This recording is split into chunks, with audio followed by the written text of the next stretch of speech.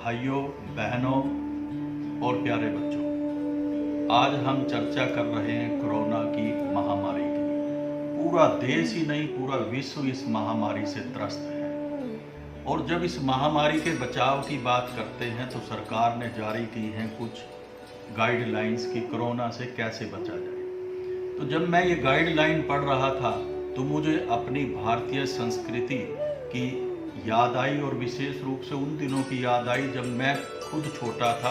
हमारे परिवार की, पड़ोस की, गांव की बातें, और वो बातें उस समय की नहीं, आज भी जो 60 साल या 60 साल से ज़्यादा के लोग हैं वो अगर उन दिनों को याद करें तो पाएंगे कि पीढ़ियों से और वर्षों से ये परंपराएं हमारे देश में चली आ रही, जो हमारी वैदिक भारतीय संस्कृति का महत्वपूर्ण हिस्सा था। वेद में जीने का तरीका बताया गया कि किस प्रकार से जीना है। और वो जब गाइडलाइन मैंने देखी, पता लगा ये कोई नई गाइडलाइन नहीं है, ये तो हमारे घरों में स्वभावतः पहले से ही जारी रही है। कोरोना आया, लॉकडाउन लगा देश में।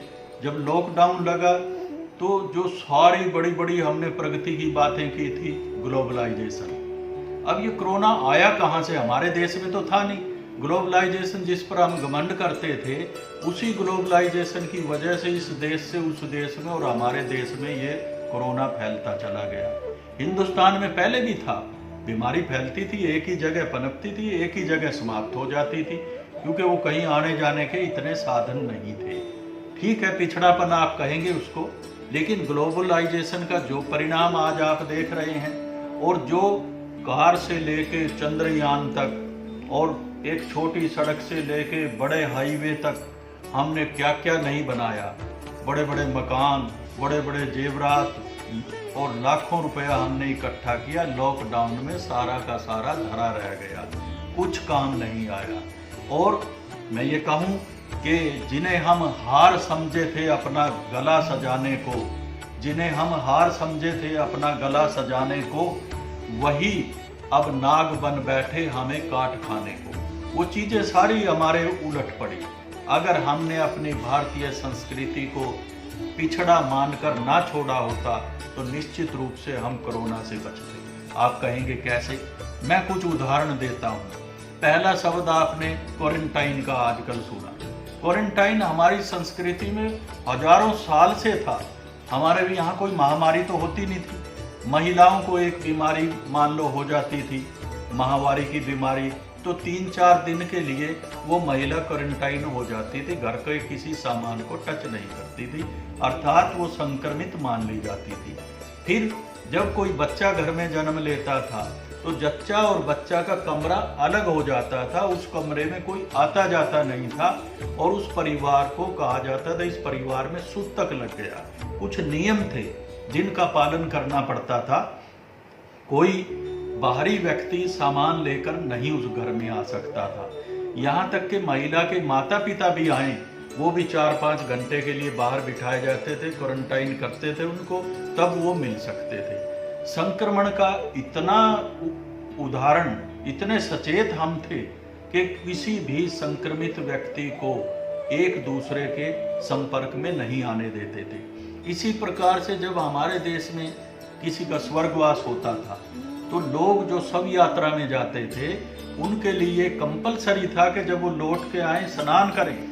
स्नान करने के बाद साथ ही अपने कपड़े धोएं, और घर में भी नहाएं तो गांव के बाहर ही तालाब बना दिए गए थे, वहीं नहाएं और कपड़े धो करके पूरी तरह संक्रमण मुक्त हो जाएं तो घर आएं। इतनी मेडिकल के प्रति जागरूकता हमारे देश में आप देखिए कि उस समय उस घर में भी ये माना जाता था, आम प्रचलित भाषा के शब्द हैं, सूतक है या पातक है, मृतक के समय पातक का प्रयोग करते थे कि कोई भी व्यक्ति आदान प्रदान नहीं करेगा, और जिस दिन वो व्यक्ति स्वर्गवासी होता था उस दिन उस घर में भोजन ही नहीं बनता था, अर्थात वो संक्रमित माना जाता था। बाहर के लोग, रिश्तेदार, पड़ोसी भोजन लेकर आते थे, तब वो लोग भोजन ग्रहण करते थे, और 10 दिन 15 दिन तक यही व्यवस्था रहती थी। सूतक के समय 30 से 40 दिन तक ये व्यवस्था रहती थी कि उस घर से कोई आदान प्रदान नहीं होगा। सबको संक्रमण मुक्त रखा जाएगा। और घर कब शुद्ध होगा? पूरी तरह साफ सफाई करके सैनिटाइज किया जाएगा। सैनिटाइज कैसे करेंगे? जड़ी बूटियों वनस्पतियों से यज्ञ करके घर को कीटाणु रहित ऐसा वातावरण पूरा तैयार करेंगे जिसमें किसी भी प्रकार की बीमारी के कीटाणु नष्ट हो जाएं।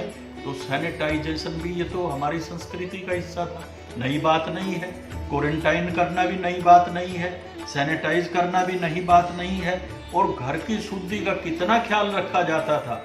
हमारे ऋषि मुनियों ने उस शुद्धि को जोड़ दिया दिवाली के साथ कि लोग धर्म पारायण होते हुए अपने घर को शुद्ध करें। एक दिन पूरा घर सारा साफ सुथरा करके रंग रोगन से पूरी तरह सैनिटाइज करेंगे। इसमें अनपढ़ आदमी भी, पढ़ा लिखा आदमी भी, धार्मिक भी, अधार्मिक भी, सब इसका पालन करते थे। और ये सारी बातें कानूनन नहीं थी, ये सामाजिक रूप से इस प्रकार से मान्यता प्राप्त कर गई कि हर आदमी इनको अपनाता था। हाथ धोने की बात करूं, हाथ धोना तो हमारे लिए एक जरूरी एक शर्त थी जीवन जीने की। खाना खाना है, हाथ धो। मलमूत्र त्याग करना है, हाथ धो। चाहे कितनी बार भी हो, उतनी बार आपको हाथ धोना पड़ेगा। किसी पवित्र कार्य को करना है, हाथ धो। और कोई भी अछूत चीज को या किसी चमड़े की चीज को आपने हाथ लगा दिया, वांछित चीज को हाथ लगा दिया, फिर हाथ धो, नहाओ। आप जब तक स्वच्छ नहीं माने जाएंगे। और हमारे यहाँ तो रसोई के अंदर, जिसे बड़ा सेंसिटिव एरिया माना जाता था क्योंकि भोजन वहीं से चलता है और भोजन के थ्रू ही सारी बीमारियां पेट में पैदा होती हैं, इसलिए किसी भी व्यक्ति के लिए यह जरूरी था कि अगर रसोई में जाएगा हाथ धोएगा। हाथ ही नहीं, पैर भी धोएगा। बल्कि महिलाएं तो उस समय में नहाकर ही रसोई में जाती थी, बिना नहाए रसोई में नहीं जाती थी। इतनी सुंदर व्यवस्था भोजन बनाने की थी। कोई व्यक्ति घर से बाहर से घर आता है तो उसके लिए निश्चित था जूते बाहर निकालेगा। कोई व्यक्ति जूतों सहित घर में नहीं आ सकता था। रसोई ऐसा स्थान था, मंदिर ऐसा स्थान था जहां जूते लेकर कोई नहीं जा सकता था। और अगर ऑन एन एवरेज देखा जाए, लगभग 1 घंटे में हर आदमी को हाथ धोना निश्चित था। यह हमारा कर्म कांड का हिस्सा था कि हाथ धोना ही धोना है। अब क्वारंटाइन का सिस्टम था, सैनिटाइजेशन का सिस्टम था, हाथ धोने का सिस्टम था। और जो बात आपने कही, माननीय प्रधानमंत्री जी ने कही, 2 गज की दूरी है बहुत जरूरी। जो मीट मांस खाने वाले लोग थे या ऐसा कर्म करने वाले लोग थे, उन्हें गांव के बाहर ही रखा जाता था। और वो अगर कभी गांव में आते भी थे तो उनसे 2 गज की दूरी बना करके चलते थे कि इनसे दूर रहें, ये संक्रमित व्यक्ति हैं। तो ऐसी सामाजिक व्यवस्था जो वेदों के अंदर निर्धारित how to live your life, कि जीवन को कैसे जीना है, कहाँ से शुरू करना और उसके लिए स्वास्थ्य है सबसे पहली चीज। महर्षि दयानंद सरस्वती ने उस समय देखा तो कहा बैक टू वेदास, वेदों की ओर लौटो। फिर उसी को महात्मा गांधी ने स्वदेशी का नाम दिया। और आज हमारे माननीय प्रधानमंत्री श्री नरेंद्र मोदी जी ने भी कहा स्वदेशी के द्वारा देश को आत्मनिर्भर बनाओ। वो देश हमारा उस समय हर गांव आत्मनिर्भर था, हर व्यक्ति आत्मनिर्भर था। कोई भूखा नहीं सोता था इस देश के अंदर। सब एक दूसरे से इस प्रकार बंधे हुए थे, अगर किसी को भूख भी लगती है, दुख भी होता है एक व्यक्ति को, तो सारा गांव दुखी होता था। परिवार में एक को होता था, सारा परिवार मिल करके उसका संकट दूर करता था, सारा गांव मिलकर संकट दूर करता था। वो स्वर्णिम संस्कृति हमने पिछड़ा मान करके उन विदेशियों की नकल कर ली। उनसे क्या स्वच्छता का संदेश लेंगे जो टॉयलेट जाने के बाद भी हाथ नहीं धोते, जो खाना खाने के बाद हाथ नहीं धोते। हाथ धोने का सिस्टम ही नहीं, बार बार नहाने का तो सिस्टम ही नहीं। वो तो कीटाणु बनाने की एक फैक्ट्री, लेबोरेटरी है जो घूमते रहते हैं। वहाँ से ये आज कोरोना पनप गया। कुछ दिन पहले कुछ और बीमारी पनपी थी, आने वाले भविष्य में कुछ और पनपेगी। इसमें एक समुचित व्यवस्था जो है हमारी संस्कृति में पहले ही दी हुई है, वही इन गाइडलाइन में बताई गई है। इसका पालन करें, अपनी संस्कृति को अपनाएं, भारतीय बने और पूरे विश्व में अपनी वैदिक संस्कृति फैलाएं। नहीं, अगर नहीं मानी ये बात तो मैं ये कहना चाहूँगा कि ना समझे तो मिट जाओगे हिंदुस्तान वालों, ना समझे तुम तो मिट जाओगे हिंदुस्तान वालों, तुम्हारी दास्तां भी न होगी दास्तानों में। धन्यवाद।